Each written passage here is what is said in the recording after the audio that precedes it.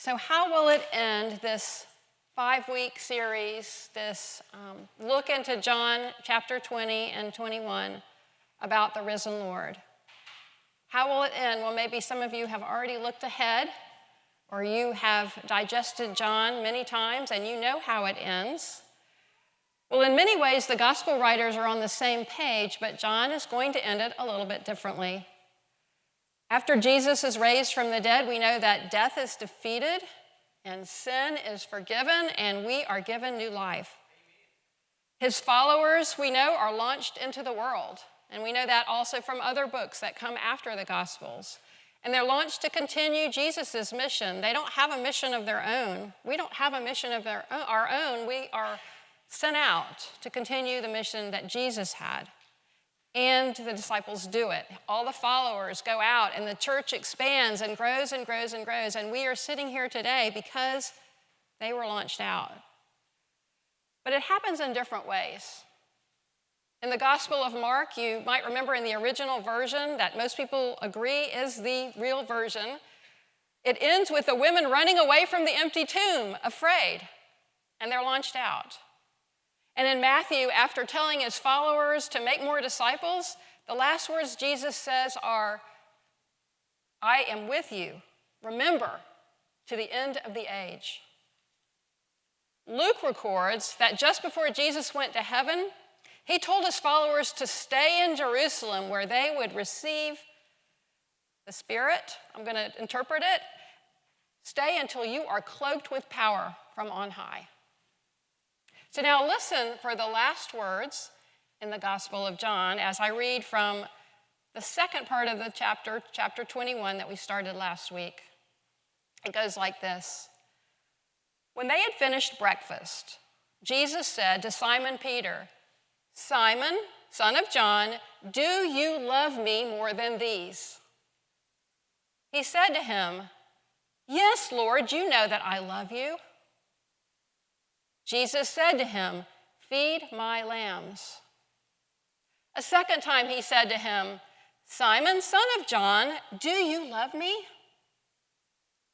He said to him, "Yes, Lord, you know that I love you." Jesus said to him, "Tend my sheep." He said to him for the third time, "Simon, son of John, do you love me?" Peter felt hurt because he said to him a third time, "Do you love me?" And he said to him, "Lord, you know everything. You know that I love you." Jesus said to him, "Feed my sheep. Very truly, I tell you, when you were younger, you used to fasten your own belt and go wherever you wished. But when you grow old, you will stretch out your hands, and someone else will fasten a belt around you and take you where you do not wish to go." He said this to indicate the kind of death by which he would glorify God. After this, he said to him, "Follow me." Peter turned and saw the disciple whom Jesus loved following them. He was the one who had reclined next to Jesus at the supper and had said, "Lord, who is it that's going to betray you?" When Peter saw him, he said to Jesus, "Lord, what about him?" Jesus said to him, "If it is my will that he remain until I come, what is that to you? Follow me." So the rumor spread around the community that this disciple would not die, but Jesus didn't say to him that he wouldn't die. He said, "If it is my will that he remain until I come, what is that to you?" This is the disciple who is testifying to these things and has written them, and we know his testimony is true. But there are also many other things that Jesus did. If every one of them were written down, I suppose that the world itself could not contain the books that could be written. This is the word of the Lord. Thanks be to God.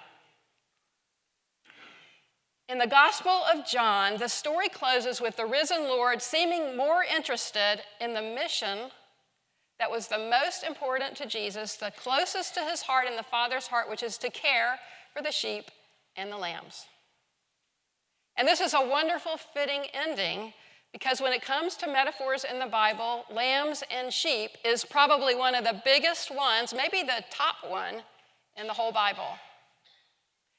Near the beginning of our service, Matthew led us, thank you, Matthew, in one of the most well-loved Psalms in the whole Bible, Psalm 23.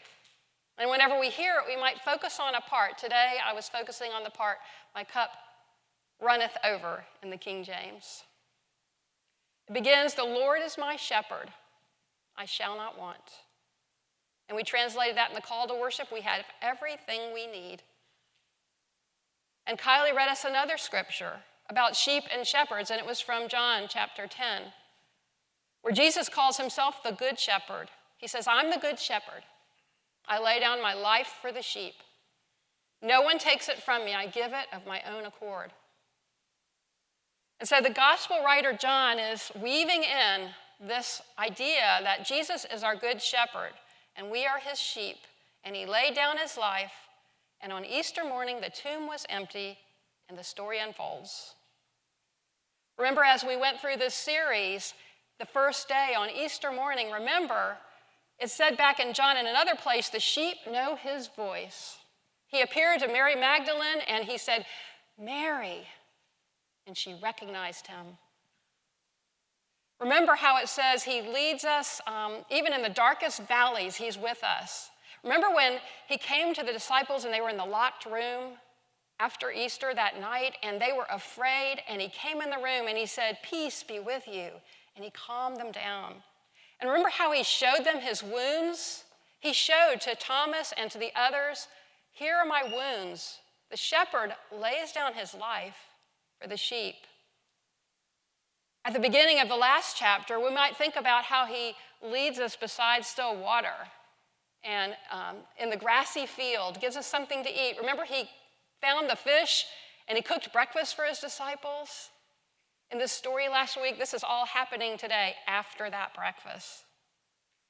So now the time has come to switch the metaphor, to switch from Jesus is our shepherd to add on, we help take care of his sheep.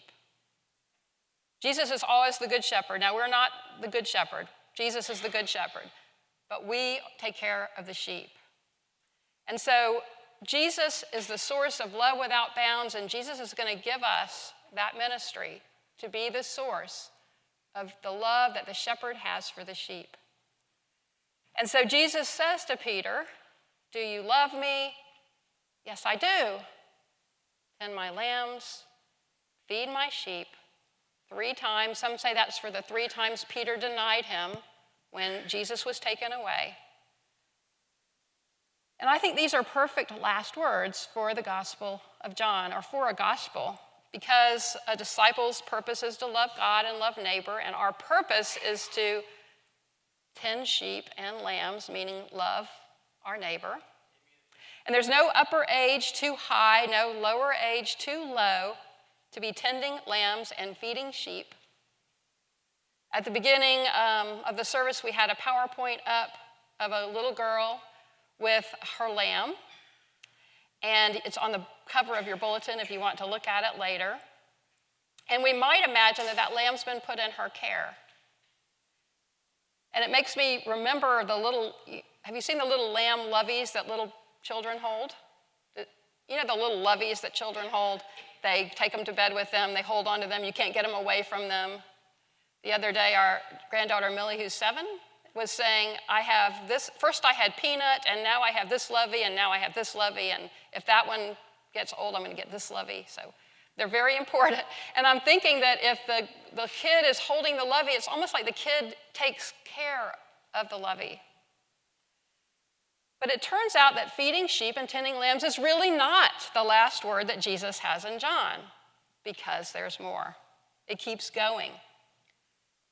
In a very indirect way, very hard to understand, Jesus tells Peter that he's going to die on a cross. Did you catch that? It's very obtuse almost. One day somebody's going to take and wrap a belt around you, take you where you don't want to go, and your hands will be stretched out. And then John makes it obvious. He was telling him about the way he's going to die. But that's still not the ending. There's more. Because the actual last words of Jesus, get this is very important. The actual last words of Jesus in the Gospel of John is, Peter, mind your own business. Did you catch that? Mind your own business. Now, Peter has had a really important conversation with Jesus.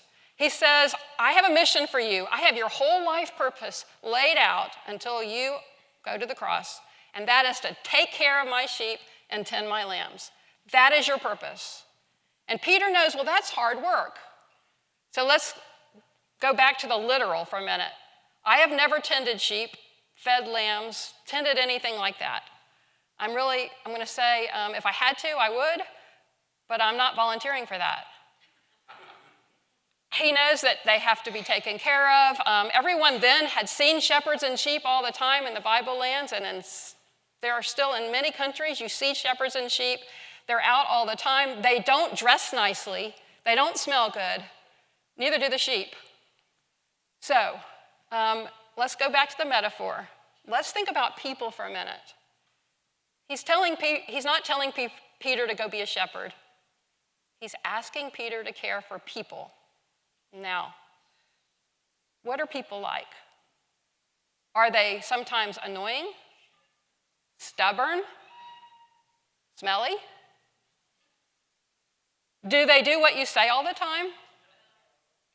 Do they respond to your teaching? Like if you're trying to help them learn a new thing, do they do what you say? Do they follow your instructions? Do they wander away? Okay. Tend my sheep. Tend my people. Hard job. Physically, emotionally, spiritually, to care for people. And so now it seems they're walking together and someone's behind them, and Peter looks back, and it's the disciple that Jesus loved. So several times in John, this references to the disciple Jesus loved. Now, Jesus loved all his disciples, but there's this reference to this person. And most people think it's John, maybe the John that wrote the book, but definitely, if it's John, John, the son of Zebedee, John, James's brother, John, who was a fisherman before. And Peter says, after being given this life purpose, what about him?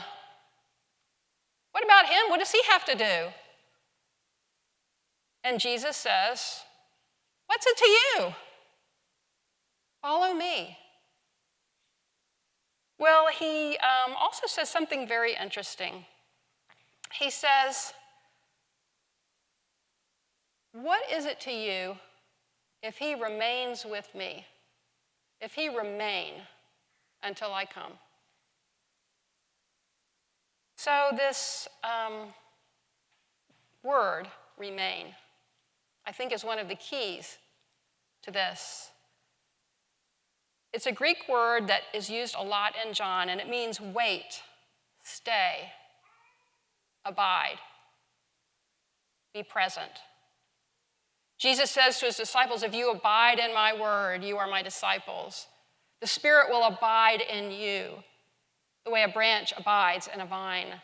He said, abide in my love. Same word.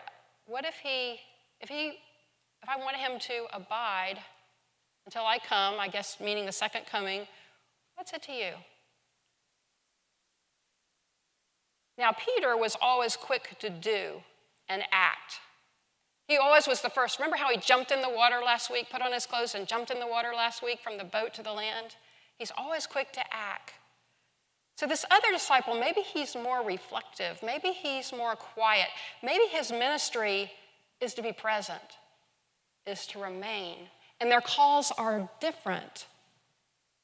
Peter's question reminds me of the time Mary and Martha were welcoming Jesus in their home. And Mary was in the kitchen, and she was doing work, and Martha was in the kitchen, and Mary was at Jesus' feet, and Martha came in and said, what about her? Tell her to help me. And Jesus said, it's none of your business. She's doing what she's supposed to do. You do what you're supposed to do. When I was working on this sermon on Friday morning, I experienced the ministry of abiding or remaining or being present. that different kind of call. I went for a walk to my favorite breakfast place at the beach. It's called Angie's Grom. Angie's Grom. It's down on 2nd Street near 12th. Grom means, by the way, a precocious young surfer. So decorated with surfboards, fish hooks, ironically deer antlers. I'm not sure how that fits in. And at least 2 deer heads. Old Coke signs, really all over the walls. If you've ever been to that place that has the seafood with the things all over the walls, think that. Okay. The music is eclectic, Doobie Brothers, followed by Chic, all the greatest hits from the 70s and 80s. You order at the counter and they bring it to the table, and the lady in front of me, who was also by herself, I had my sermon notes, she ordered a pitcher, 9 in the morning. What's that drink you make with, you pour in a bunch of champagne? How do you know that?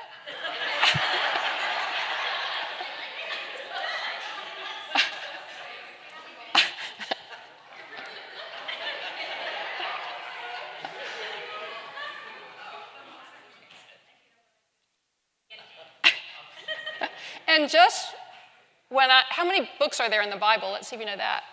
Just kidding. Just when I was about to be somewhat judgmental, she got 2 glasses, so I was glad.